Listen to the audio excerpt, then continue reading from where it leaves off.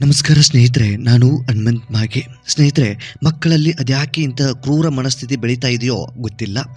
ಇದಕ್ಕೆ ಪೋಷಕರ ತಪ್ಪ ಅಥವಾ ಶಾಲಾ ಟೀಚರ್ಸ್ಗಳ ತಪ್ಪ ಅಥವಾ ಶಾಲೆಗಳಲ್ಲಿ ಇವರುಗಳು ಏನು ಪಾಠವನ್ನು ಕಲಿತಾ ಇದ್ದಾರೆ ಅನ್ನುವಂಥದ್ದು ಕೂಡ ಈ ಸಂದರ್ಭಕ್ಕೆ ಪ್ರಶ್ನೆ ಕಾಡಿಬಿಡುತ್ತೆ. ಒಂದು ಕ್ಷುಲ್ಲಕ ವಿಚಾರಕ್ಕೆ ಒಂದು ಮಗುವಿನ ಅಥವಾ ಒಂದು ಸಹಪಾಠಿಯ ಪ್ರಾಣವನ್ನು ತೆಗೆಯುವಂಥ ಮಟ್ಟಕ್ಕೆ ಈ ಒಂದು ಮಕ್ಕಳು ಹೋಗ್ತಾ ಇದ್ದಾರೆ ಅಂದರೆ ಇದು ಎಷ್ಟರ ಮಟ್ಟಿಗೆ ಸರಿ ಮತ್ತು ಮಕ್ಕಳಲ್ಲಿ ಇಂತಹ ಮನಸ್ಥಿತಿ ಯಾಕೆ ಹುಟ್ಟುಕೊಳ್ತಾ ಇದೆ ಎನ್ನುವಂಥ ಪ್ರಶ್ನೆ ಈ ಸಂದರ್ಭಕ್ಕೆ ಕಾಡುತ್ತೆ.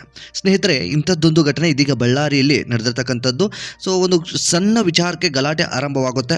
ಆ ಗಲಾಟೆ ವಿಕೋಪಕ್ಕೆ ತಿರುಗಿ ಕೇವಲ 14ರಿಂದ 15 ವರ್ಷದ ಆಸುಪಾಸಿನ ಮಗು ಆತ ಒಂದು ತನ್ನ ಸಹಪಾಠಿಯ ಮೇಲೆ ಹಲ್ಲೆಯನ್ನು ಮಾಡ್ತಾನೆ. ಆ ಒಂದು ಹಲ್ಲೆ ಹೇಗಿತ್ತು ಅಂತಂದರೆ, ಯಾರೇ ಮಧ್ಯದಲ್ಲಿ ಬಂದರೂ ಕೂಡ ಅವರಿಗೂ ಕೂಡ ಅವರ ಮೇಲೆ ಹಲ್ಲೆ ಮಾಡಿ ಅವರನ್ನು ಕೂಡ ಗಾಯಾಳುವಾಗಿ ಮಾಡಿ, ಜೊತೆಗೆ ಆ ಒಂದು ಏನು ಮಗುವನ್ನು ಹಲ್ಲೆ ಮಾಡ್ತಾ ಇರ್ತಾನೋ ಆ ಮಗು ಕೂಡ ಸಾವು ಆಗೋವರೆಗೂ ಹಲ್ಲೆ ಮಾಡುವಂಥ ಮನಸ್ಥಿತಿ ಈ ವ್ಯಕ್ತಿಯಲ್ಲಿ ಅಥವಾ ಈ ಮಗುವಿನಲ್ಲಿ ಅದು ಯಾಕೆ ಬಂತು ಅನ್ನೋದು ಕೂಡ ಒಂದು ದೊಡ್ಡ ಪ್ರಶ್ನೆಯಂತಹ ಕ್ರೂರ ಮನಸ್ಥಿತಿ ಆ ಮಗುವಿನಲ್ಲಿ ಇರಬಹುದು ಅನ್ನುವಂಥ ಪ್ರಶ್ನೆ ಇದೀಗ ಸಂದರ್ಭಕ್ಕೆ ಕಾಡುತ್ತೆ.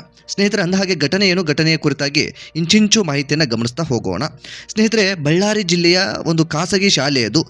ಖಾಸಗಿ ಶಾಲೆ ಅಂತಂದರೆ ಗುರುಕುಲ ಇಂಟರ್ನ್ಯಾಷನಲ್ ಸ್ಕೂಲ್ ಅನ್ನುವಂಥದ್ದು. ಆ ಸ್ಕೂಲ್ನ ಹಾಸ್ಟೆಲ್ನಲ್ಲಿ ರಾತ್ರಿ 10 ಗಂಟೆಯ ಆಸುಪಾಸು, ಸುಮಾರು 10 ಗಂಟೆಯ ಆಸುಪಾಸು ಒಂದು ಘಟನೆ ನಡೆಯುತ್ತೆ. ಆ ಘಟನೆ ಏನು ಅಂತಂದರೆ, ಒಂದು ಕೊಠಡಿಯಲ್ಲಿ ಒಂದು ಇಂತಿಷ್ಟು ಮಕ್ಕಳು ಅಂತ ಇರ್ತಾರೆ. ಆ ಒಂದು ಸಂದರ್ಭದಲ್ಲಿ ಹಾಸ್ಟೆಲ್ನಲ್ಲಿ ಇರಬೇಕಾದಂಥ ಒಟ್ಟು 9 ಜನ ಮಕ್ಕಳಿರ್ತಾರೆ. ಆ ಒಂದು ಕೊಠಡಿಯಲ್ಲಿ ಇರಬೇಕಾದಂಥ 9 ಜನಗಳ ಮಕ್ಕಳ ಮೇಲೆ ಒಟ್ಟು ಆ 9 ಜನರ ಪೈಕಿ ಒಬ್ಬ ವ್ಯಕ್ತಿ ಈ ಉಳಿದಿರುವಂಥ ಎಲ್ಲರ ಮೇಲೂ ಕೂಡ ಹಲ್ಲೆ ಮಾಡೋದಕ್ಕೆ ಮುಂದಾಗಿ ಬಿಡ್ತಾನೆ. ಆಂಧ್ರ ಮೂಲದ ನಿವಾಸಿ 9ನೇ ತರಗತಿ ವಿದ್ಯಾರ್ಥಿ ಹೇಮಂತ್ ಅನ್ನುವಂಥ 14 ವರ್ಷದ ಮಗು ಮೃತಪಟ್ಟು ಬಿಡ್ತಾನೆ. ಕ್ಷುಲ್ಲಕ ವಿಚಾರಕ್ಕೆ ಈ ಒಂದು ಗಲಾಟೆ ಆರಂಭವಾಗುತ್ತೆ. ವಿಕೋಪಕ್ಕೆ ತಿರುಗಿ ಸಹಪಾಠಿ ಶರತ್ ಅನ್ನುವಂತಹ ಮಗು, ಈ ಸಂದರ್ಭಕ್ಕೆ ಆ ಮಗುವಿನ ಹೆಸರನ್ನು ನಾನು ಬದಲಾಯಿಸಿದ್ದೀನಿ. ಈ ಒಂದು ಅಪ್ರಾಪ್ತ ಬಾಲಕ ಆಗಿರೋ ಕಾರಣದಿಂದಾಗಿ ಆ ಒಂದು ಮಗುವಿನ ಹೆಸರನ್ನು ಮತ್ತು ಫೋಟೋವನ್ನು ಯಾವುದೇ ಕಾರಣಕ್ಕೂ ರಿಲೀಸ್ ಮಾಡುವಂಥದ್ದು ಇರೋದಿಲ್ಲ. ಹಾಗಾಗಿ ಈ ಕ್ರೂರಿಯ ಒಂದು ಹೆಸರನ್ನು ನಾನು ಇಲ್ಲಿ ಈ ಸಂದರ್ಭಕ್ಕೆ ಬದಲಾಯಿಸ್ತಾ ಇದ್ದೀನಿ. ಸಹಪಾಠಿಯಾಗಿರುವಂತಹ ಶರತ್ ಕಬ್ಬಿಣದ ರಾಡ್ನಿಂದ ಹಲ್ಲೆ ಮಾಡ್ತಾನೆ. ದಾಳಿಯಲ್ಲಿ ಆಂಧ್ರ ಮೂಲದ ಹೇಮಂತ್ ಸ್ಥಳದಲ್ಲಿ ಮೃತಪಟ್ಟು ಬಿಡ್ತಾನೆ. ಗಲಾಟೆ ಬಿಡಿಸಲು ಬಂದಂಥ ವಾರ್ಡನ್ ಮೇಲೆಯೂ ಕೂಡ ಈ ಎತ್ತ ಹಲ್ಲೆಯನ್ನು ಮಾಡ್ತಾನೆ. ವಿದ್ಯಾರ್ಥಿ ವಿಷ್ಣು ಅವರಿಗೆ ಗಂಭೀರ ಗಾಯಗಳಾಗಿದ್ದಾವೆ. ವಾರ್ಡನ್ ಸ್ಥಿತಿಯೂ ಕೂಡ ಚಿಂತಾಜನಕವಾಗಿದೆ ಎನ್ನುವಂಥದ್ದನ್ನು ಡಾಕ್ಟರು ಕೂಡ ಇದೀಗ ಸ್ಪಷ್ಟನೆಯನ್ನ ನೀಡಿದ್ದಾರೆ. ಆಸ್ಪತ್ರೆಯಲ್ಲಿ ಚಿಕಿತ್ಸೆ ಪಡೆಯುತ್ತಿದ್ದಾರೆ. ಅದೇ ರೀತಿಯಾಗಿ ಘಟನೆ ಬಳಿಕ ಆರೋಪಿ ವಿದ್ಯಾರ್ಥಿ ಶರತ್ ಸ್ಥಳದಿಂದ ಪರಾರಿ ಹಾಗೆ ಬಿಡ್ತಾನೆ.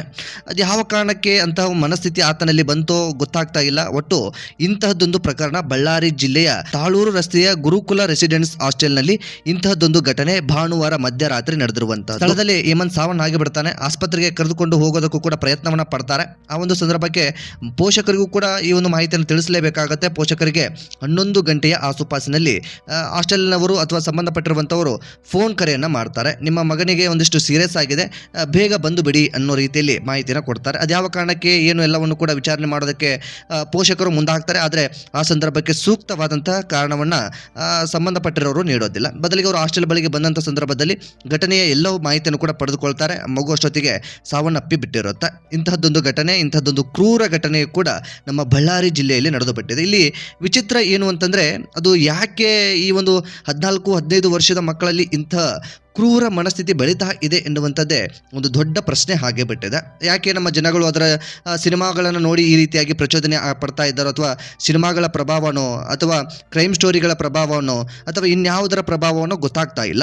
ನಿಮ್ಮೆಲ್ಲರಿಗೂ ಕೂಡ ಗೊತ್ತಿರೋ ಹಾಗೆ ನಮ್ಮ ರಾಜ್ಯ ಸರ್ಕಾರವು ಕೂಡ ಬಜೆಟ್ ಮಂಡನೆ ಮಾಡಬೇಕಾದ್ರೆ 16 ವರ್ಷದ ಒಳಗಿನ ಮಕ್ಕಳಿಗೆ ಮೊಬೈಲ್ ಬಳಕೆ ನಿಷೇಧವನ್ನು ಕೂಡ ಹೇರಿತ್ತು. ಸೊ ಇದು ಎಷ್ಟರ ಮಟ್ಟಿಗೆ ಮುಂದೆ ಕ್ರಮ ಆಗುತ್ತೋ ಅಥವಾ ಎಷ್ಟರ ಮಟ್ಟಿಗೆ ಇದು ಚಾಲ್ತಿ ಆಗುತ್ತೋ ಗೊತ್ತಿಲ್ಲ. ಮಕ್ಕಳ ಮೊಬೈಲಿಂದ ಹಾಳಾಗ್ತಾ ಇದ್ದಾರೋ, ಟಿವಿಗಳಿಂದ ಹಾಳಾಗ್ತಾ ಇದ್ದಾರೋ, ಅಥವಾ ಇಂಟರ್ನೆಟ್ ಬಳಕೆ ಮಾಡಿಕೊಳ್ಳೋದ್ರಿಂದ ಹಾಳಾಗ್ತಾ ಇದ್ದಾರೋ ಅದ್ಯಾವುದೂ ಕೂಡ ಗೊತ್ತಿಲ್ಲ. ಇಂತಹ ಕ್ರೂರ ಮನಸ್ಥಿತಿ ನಮ್ಮ ಮಕ್ಕಳಲ್ಲಿ ಬೆಳೀತಾ ಇದೆ ಅನ್ನೋದಕ್ಕೆ ನಿಜಕ್ಕೂ ಇದೊಂದು ದೊಡ್ಡ ನೋವಿನ ಸಂಗತಿ ಅಂತ ಹೇಳಿದ್ರು ಕೂಡ ತಪ್ಪಾಗಲಿಕ್ಕಿಲ್ಲ. ಅದೇ ಯಾಕೋ ಇಂಥದ್ದೊಂದು ಮನಸ್ಥಿತಿ, ಅದರಲ್ಲೂ ಕೂಡ ಏಕಾಏಕಿಯಾಗಿ 9 ಜನರ ಮೇಲೆ ಹಲ್ಲೆ ಮಾಡುವಂಥ ಕ್ರೂರತೆ ಆ ಸಂದರ್ಭಕ್ಕೆ ಏನಿತ್ತು ಅನ್ನೋದು ಕೂಡ ನಿಜಕ್ಕೂ ಯಾರಿಗೂ ಕೂಡ ಅರ್ಥ ಆಗದಂಥ ಪರಿಸ್ಥಿತಿ ಎದುರಾಗಿಬಿಟ್ಟಿದೆ. ಸ್ಕೂಲಲ್ಲೂ ಕೂಡ ಹೇಮಂತ್ ಒಂದು ತಕ್ಕ ಮಟ್ಟಿಗೆ ಮಿಡಲಲ್ಲಿ ಓದ್ತಾ ಇದ್ದಂಥ ವ್ಯಕ್ತಿ, ಅಂದರೆ ಅಷ್ಟು ಟಾಪಲ್ಲಿಯೂ ಅಲ್ಲ ಮತ್ತು ಅಷ್ಟು ಬಾಟಮ್ ಅಲ್ಲೂ ಕೂಡ ಅಲ್ಲ, ಒಂದು ತಕ್ಕ ಮಟ್ಟಿಗೆ ಸಾಧಾರಣ ರೂಪದಲ್ಲಿ ಓದ್ತಾ ಇದ್ದಂಥ ಮಗ ಆತ.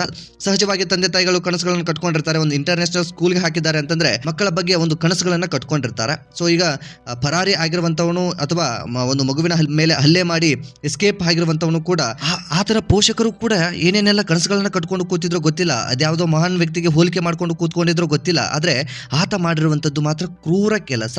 ಸೊ ಇಂಥವರಿಗೆ ಎಂತಹ ಶಿಕ್ಷೆಯನ್ನು ಕೊಟ್ಟರೂ ಕೂಡ ಕಡಿಮೆ ಅಂತಾನೆ ಹೇಳ್ಬೋದು. ಇದಕ್ಕೆ ಸಂಬಂಧಪಟ್ಟ ಹಾಗೆ SP ಅವರು ಕೂಡ ಪ್ರತಿಕ್ರಿಯೆಯನ್ನು ಕೊಡ್ತಾರೆ. ಆ ಒಂದು ಸಂದರ್ಭಕ್ಕೆ ಎಲ್ಲ ಮಾಹಿತಿಯನ್ನು ಕೂಡ ಕಲೆ ಹಾಕಿದ್ದಾರೆ. ಆ ಒಂದು ಮಗು ಪರಾರಿ ಆಗಿದ್ದಾನೆ, ಅವನ ವಿರುದ್ಧವೂ ಕೂಡ ಈ ಹೇಮಂತ್ ಪೋಷಕರು ಕೂಡ ಒಂದು ದೂರನ್ನು ಕೂಡ ಕೊಟ್ಟಿದ್ದಾರೆ. FIR ಕೂಡ ದಾಖಲಾಗಿದೆ. ಆ ಕಾರಣದಿಂದಾಗಿ ಪರಾರಿ ಆಗಿರುವಂತವನ ವಿರುದ್ಧ ದೂರು ದಾಖಲಾಗಿರೋದ್ರಿಂದ ಕೊಲೆ ಮಾಡಿರುವಂತಹ ವ್ಯಕ್ತಿಯನ್ನು ಕೂಡ ಹುಡುಕಾಟ ಮಾಡ್ತಾ ಇದ್ದಾರೆ. ಒಟ್ಟಾರೆಯಾಗಿ ಇಂಥದ್ದೊಂದು ಘಟನೆ ನಮ್ಮ ರಾಜ್ಯದಲ್ಲಿ ಇದೀಗ ಬೆಳಕಿಗೆ ಬಂದಿರುವಂತದ್ದು. ಸೊ ಇಂತಹ ಮನಸ್ಥಿತಿ ನಾನು ಆರಂಭದಲ್ಲೂ ಕೂಡ ಪದೇ ಪದೇ ಹೇಳ್ತಾ ಇರುವಂತದ್ದು ಅದನ್ನೇ. ಯಾಕೆ ಇಂತಹ ಪರಿಸ್ಥಿತಿ ನಮ್ಮ ಮಕ್ಕಳಲ್ಲಿ ಅಥವಾ ಇಂತಹ ಮನಸ್ಥಿತಿ, ಇಂತಹ ಕೊಳಕು ಮನಸ್ಥಿತಿ ವಿದ್ಯಾರ್ಥಿಗಳಲ್ಲಿ ಉಟ್ಕೊಳ್ತಾ ಇದೆಯೋ ಗೊತ್ತಿಲ್ಲ.